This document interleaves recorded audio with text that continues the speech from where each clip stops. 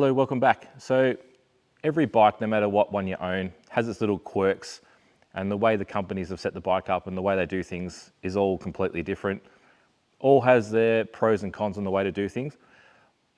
I don't know if this is a negative or not, but on the Ducati, it's the rear wheel nut. So because of the way they've made the swing arm all lightweight and that sort of thing, it needs to be tightened to 180 Newton meters. Now, if you're at home or at a workshop, that's not an issue, except a lot of home workshops, they don't have a 36 millimeter 12-sided socket to remove or tighten the rear wheel. So you have to go and purchase that. The best, like I've got a fairly extensive tool collection. I've only got up to 32 mil. I don't have a 36 mil, so I had to go out and buy this, which I'll zoom in now and give you a closer look at. It's made, I believe, in Germany, but I got it through Machine here in Australia. So I've got 36 mil 12 side on one side for the rear and 30 mil 6 side for the front.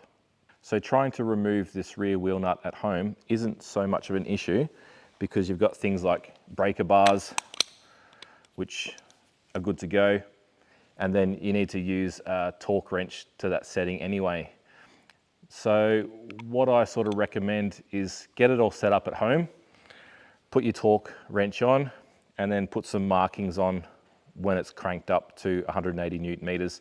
And then when you're out in the field, you know roughly how tight to go. Now that's the part that we come to. So if you get it flat out in the field, what are you actually going to do? I thought this setup was a little bit too big and bulky, and that only removes the rear wheel.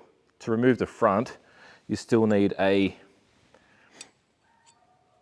6 millimeter and 8 millimeter Allen of some sort, whether it be out of your kit, because you have to remove one of the front brake calipers, and then that's to undo the clamp so you can actually slide the spindle out. So at a minimum, that's what you're looking at, even in a home garage, to remove it. And then your torque wrench set up. So basically, in a home garage, you got your torque wrench, which you can use to remove the nut, I suppose. Breaker bar, 8 and 6 mil Allen keys, and then your 36 and 30 socket at a minimum. So I thought, how am I going to get this down for actual travel? Because this is ridiculous. This is way too much. All right, so I initially came up with this setup. So you got that there, which then, that's a lot lighter straight away to remove it. So you could stand on that. And I thought, well, let's say you've come off on your bike, you're a little bit banged up. You don't really want to be putting all your pressure on, especially if you've got a leg injury and you have to just get your bike fixed to get out of nowhere. I like a little bit of redundancy. So I thought, well, what can I use to extend out this to get a bit more leverage? I thought, well, what if I just use the standard trolley jack arms? Surely that would work. And it does. So straight away, look at how much more leverage you've got. To remove this on the wheel,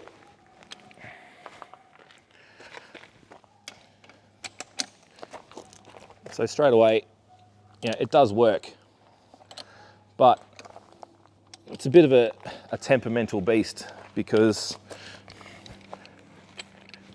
got a plane going over, that's right.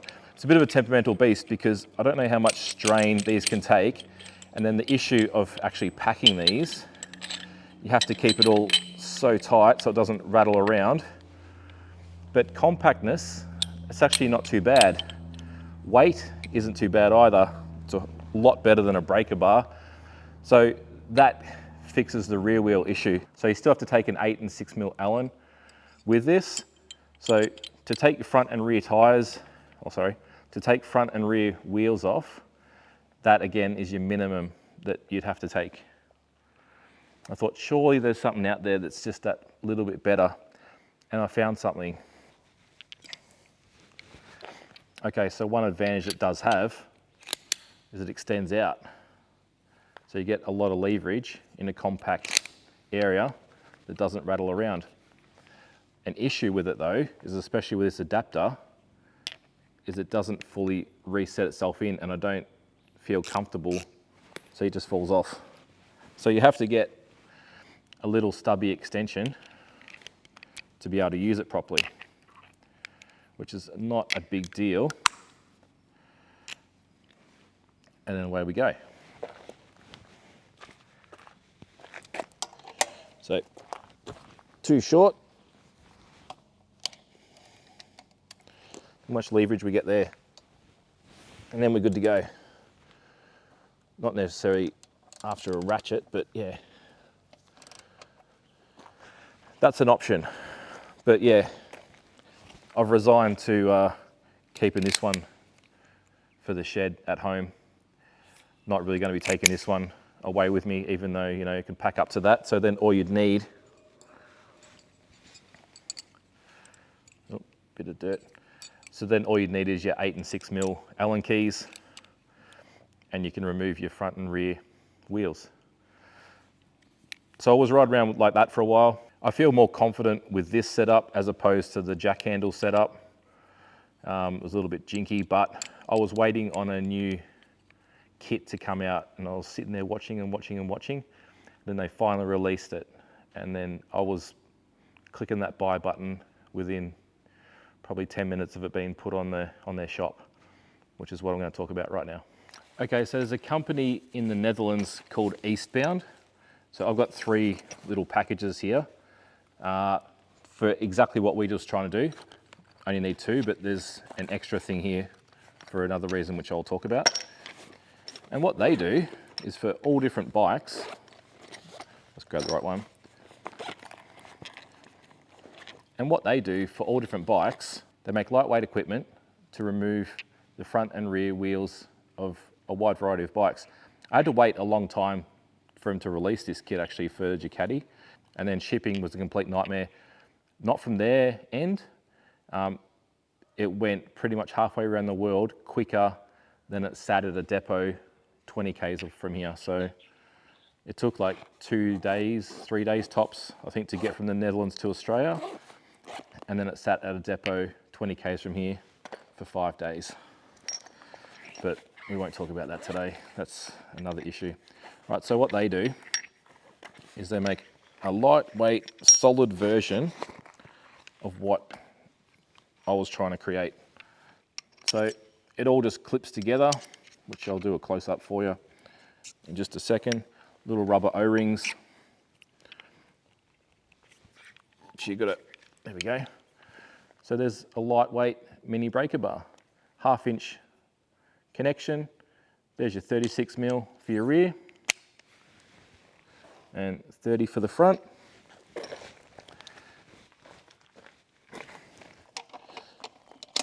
And there we go.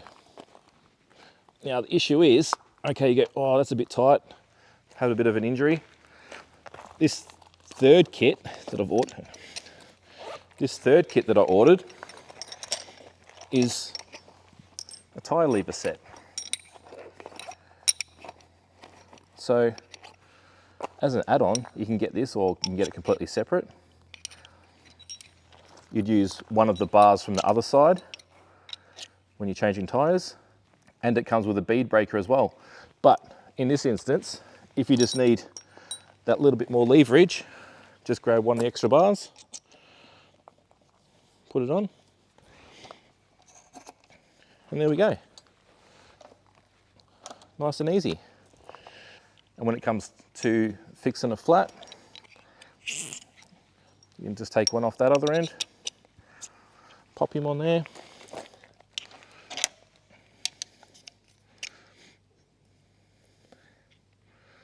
leave him on. And there we go, we're ready to fix a flat with a bead breaker. I might actually do a video on this. I've got an R1 tyre that I actually need to get off a rim, so it's been sitting on there for like 5 years, so this will be a good test to try and get that off. So yeah, this is a really nice lightweight setup. And then to be able to remove the front wheel, it comes with a 10 mil to 1/2 inch adapter. So we can throw that on there. And it comes with the 8 and 6 mil hex to go in there so we can remove the front. Not a problem. So yeah, this is a nice little compact setup, which gives me nice little bags as well to throw a few little extra things in. So what I've also put in here, I've taken that for the moment, but I keep all spare fuses, a little bit of electrical tape, that sort of thing.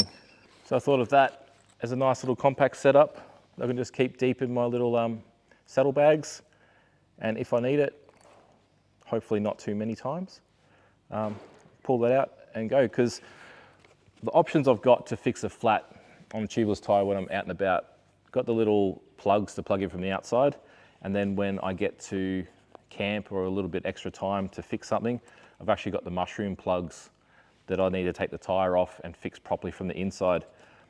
I am going to, for my next big trip, I am going to carry a spare tube as well, just in case, as sort of like a last resort, as a quick fix if I need to, if the hole's a little bit too big and I'm in the middle of nowhere and I need it fixed to get to where I need to go. So they're the options that I'm going to carry mainly just for this big trip coming up, but these and the tyre plugs are always in my little saddlebag.